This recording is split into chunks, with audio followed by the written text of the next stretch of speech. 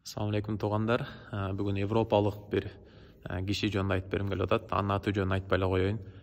Балким баягы негизи эле болуп калып атат. Изденип, анын китептерин окуп анан сен ушул кишини бизге кантип мусулмандарга мисал кыласың депчи. Мен ал кишини мисал кылгым келген жок. Мен ал кишинин сөзүн мисал кылгым келип атат да.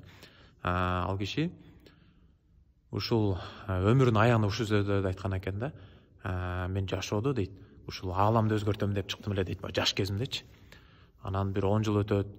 Ааламды өзгөртө албаганга көзүм жетип, мен мамлекетти өзгөртүшүм керек окшойт. Мен мамлекеттен башташым керек болот дейт. Мамлекетине киришкен экен. Мамлекеттин дагы бир 10 жыл өтөт, дагы бир нече убакыт өтөт. 10 жыл деп мисал айтып атам, примерно айтып атам да.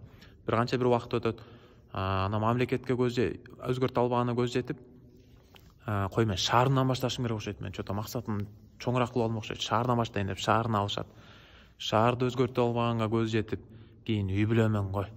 Мен үй бүлөмөн башташым керек окшойт деп ушу баягы уже карып калды, возраст келип калды дегендей. Анан үй бүлөсүнө да ал жетпей калганда көз жеткен экен да. Мен аялымды өзгөртө албасам, баламды өзгөртө албасам деп. Анан ошо өмүрүнүн аягында ушул сөздөрдү айтып атат да. Анан мен кайран кеткен убактым дейт, канча убактым кетти депчи. Мен көрсө өзүмдү өзгөртүшүм керек болчу турбайбы, өзүмөн башташым керек болчу турбайбы деп. Ошону баягы өмүрүнүн аягында ушуну баягы сабак катары айтып кеткен экен да, насаат катары. Өтө туура айткан туугандар.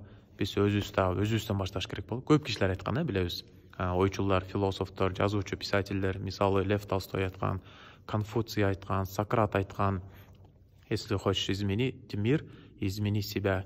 Если хочешь видеть мир в хорошем образе, то победи себя депчи. Ошол сыяктуу биз өзүбүздөн башташ керек экенбиз туугандар. Мен өзүм айтып атам, өзүбүз жакшы болсок, өзүбүз өзгөрө берсек, өзүбүздөн баштасак, иншалла жашоо дагы өзгөрөт экен.